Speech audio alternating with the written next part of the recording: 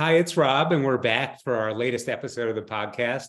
Very, very excited today to have Travis Griffin with us. Travis is the father of two boys, one of whom we're going to talk about today, who's got autism.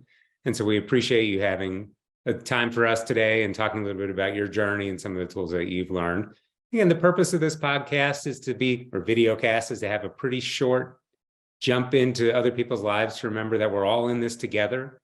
We're all facing similar challenges as each other, and there's just a lot to learn from talking to parents.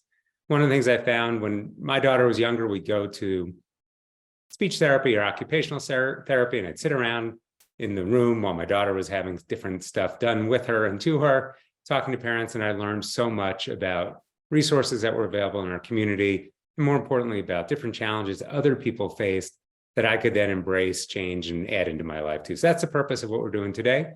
Trying to keep it short, trying to keep it a little bit fun, trying to keep it impactful, and we're going to go. So Travis, again, thank you so much for joining us. And like I said, we're just going to jump right in. You're the father of a 19-year-old and a 17-year-old. We talked a little bit briefly about how much you've learned.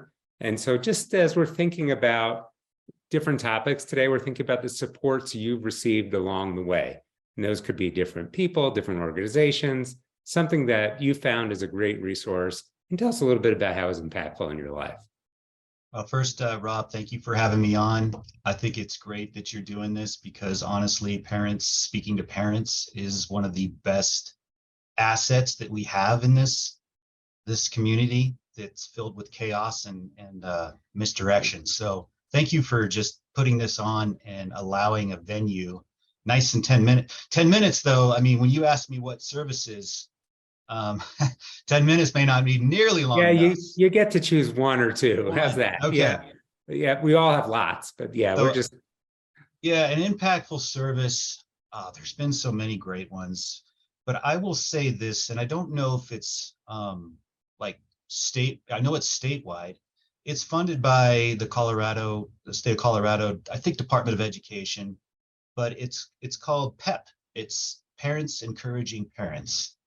And I was briefly on this for a year. I went to a meeting, a conference, and then I helped facilitate at one of those. But it's exactly what it is you're trying to do here. It's parents in the boats that we're all in, some of them for a longer time, some of them for a very short time, some of them recently diagnosed.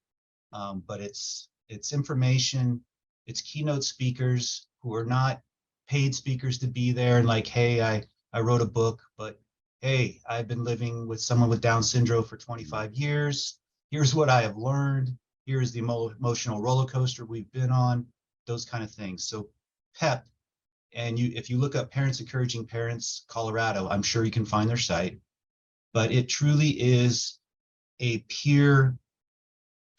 a peer group of people who just seem to care and want to give their time because you've been through it, I've been through it, we've all been through the grinder that is mental health. And it's nice to get other avenues from other people.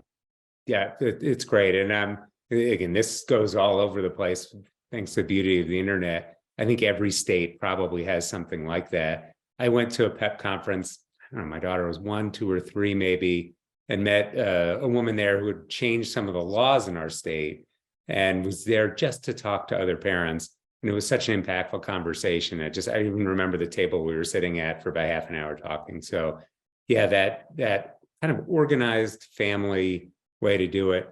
And I do think it's important. Each state has different rules. So it's great going to the national conferences for the different kind of disabilities that are out there. It's also great to go to your state conferences because the rules, laws, and some of the things that are available in your state are going to be different than in my state. So yeah, it's a lot less intimidating, especially to a newer parent.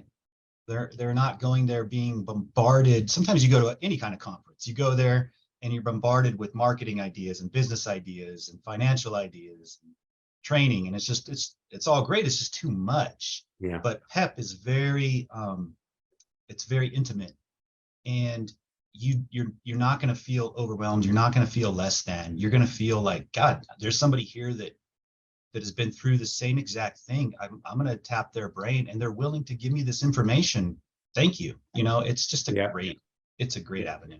Yeah, I'm with you. I love those long conferences. My goal, if I go to any of them, whether it's a lunchtime thing or a 2-day conference, is to come away with one thing that I can take home. Otherwise, it's too much. Or, you have 400 ideas and none of them happen. Too many ideas. Yeah, for sure.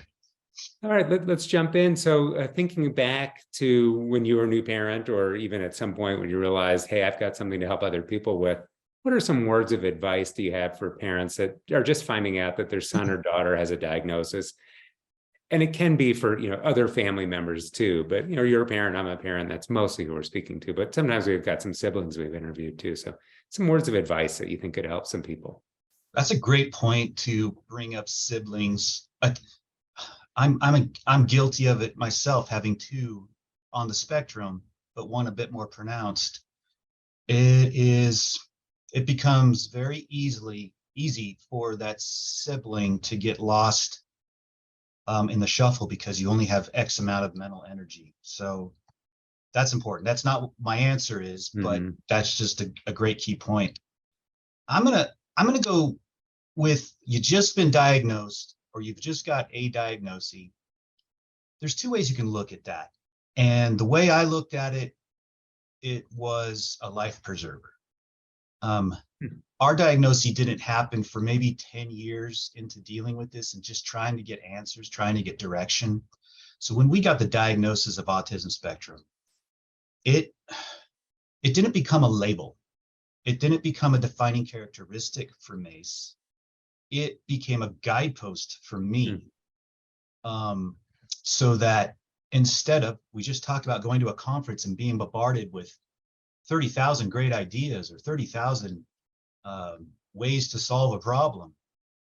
But to get that single diagnosis, it really functions as a guidepost and funnels that stream. It at least breaks it down into a manageable, bite-sized thing that you can take one at a time. So I would say, don't let it become a label, meaning don't let it define the future, both for you and your child, because that's not fair either. But don't be afraid to lay into it a little bit. Don't be afraid to use that as a jumping on point to find others in that situation, peers we've already talked about, books that are about the specific topic of that diagnosis, just to inform you. So don't lay into it too heavy, but don't fear that either. That's my advice. Yeah, that's great advice. It's whenever somebody has something going on some level, it's nice to have a diagnosis, right? Because then at least I've got something I can sink my teeth into, as much as we fear getting a diagnosis of any kind. But then everybody is different. Every individual is unique. Your family situation is unique. So yeah, there's something to be learned from saying Down syndrome or autism or the traumatic brain injury. And yet there's so much to be learned from sometimes ignoring the diagnosis and trying to figure out what the possibilities are going to be. That's what I'm hearing that you're saying. And just use that as it's a moment in time, but it does provide some direction depending what's happening. Yeah. And easier said than done. It's not, you have to go through your own, stages of grief or whatever. I mean, the old Welcome to Holland story, you have to manage that too. You're going to be on your own journey as your kid is also on their journey. Yeah. And that is not an easy journey for either of you, but don't shake it off that, oh my God, you don't have to reject it and you don't have to hold on to it. I will say for me though, at the time that I got it, I held on to it. I really needed that direction and it really helped. Okay. And whether you know it or not, there's that second piece of great advice underlying that, which is we have to take care of ourselves along the way. Oh, gosh. We have our own journeys that are separate from our family members' journeys as well. And we go through our own cycles of ability to handle that and grow and develop and change as people too. So thank you. Great question. Great answers. So I have one tiny one. I know I'm cheating. Oh yeah, no problem. Cheating, and I know he said 10 There's minutes. no boundary on this specifically. But this is the one.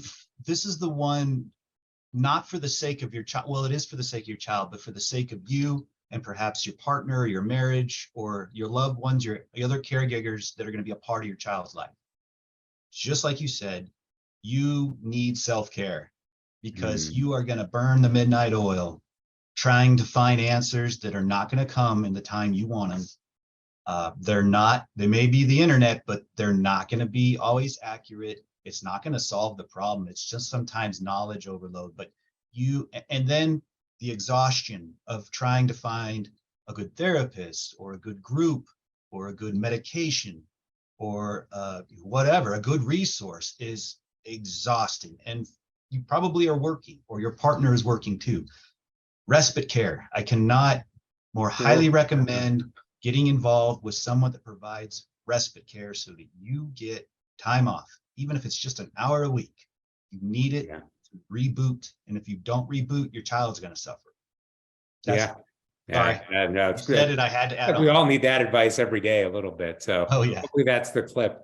All right, let's move on. Let's talk about one experience that stands out that speaks to your relationship with one or both of your sons. Something could be small, could be big. Just what's something that really stands out that's so positive in the relationship you have? I can't help but recall something that just happened this past weekend. So literally after we're done here, I'm taking my son to a job interview. We're working with a local entity that does job coaching, practices, builds resumes and stuff like that. So they helped him line up an interview today. So we're going right to that after this.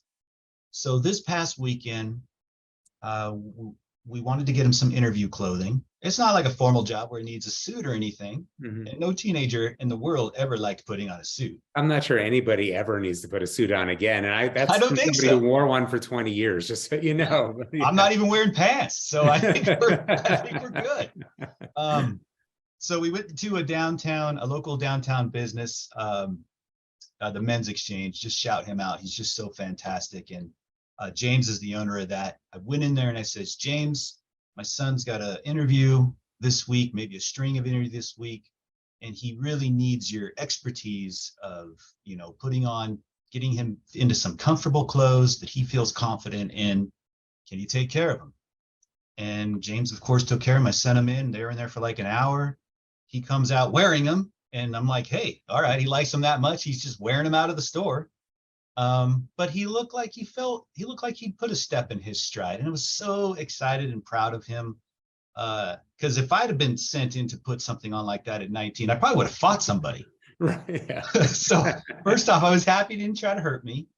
And then we had the dog with us. We walked around the corner. There was some food trucks there, and we sat down and bought him. We got some unique food that we hadn't tried before. We just sat down and we just talked. It was just a good hour and a half of a mature bonding that, when I got that diagnosis and long before, when I got the phone call that says maybe you should have them tested, those are not the thoughts. Those are not the future that I ever thought that I would ever have.